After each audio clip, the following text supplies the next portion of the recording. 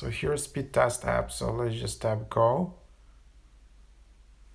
And yep, that's how you do a speed test. So I would really recommend you to download an app for that. Of course, if you want to do some quick speed tests, you can use like speedtest.net. Just use your internet browser and go to the browser. But yeah, here if you're using the app first, you will have like all your results. So that's a very helpful feature. Then there are settings. You can see some additional analytics, some different themes, but the most useful feature for the app first, it's just easy to use. Second, you just have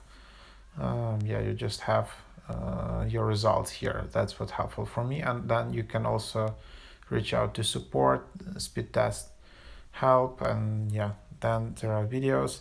Take a video test. You can now measure your video streaming experience from the convenience of your speed test. Our video test will play a few short clips to measure the quality of video on your network. Tap on the play button to do that. So that's basically a new feature. Because a lot of us, we are just watching Netflix or YouTube. That's the main feature of internet or HBO or some other streaming service. And we just like that internet should be fast, primarily for this reason. So you have like high dimensions of video working, and then in the bottom you will see all this like testing. So you can see max resolution, full yep. So that's like as you can see, full HD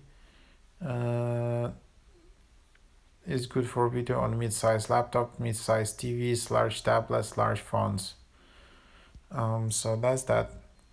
And then you can also enable VPN also in Speedtest, which is another interesting feature which you can try out.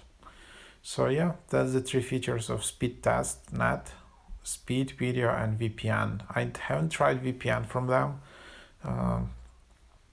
but I don't know how much is that, what is the pricing, and all of that. So if I want to, let's see, okay, remove ads, it's just 0.99 cents, but not sure if it's one-time payment or if it's a subscription. So let's just see. So okay, it's just one-time payment, so there is not even a subscription.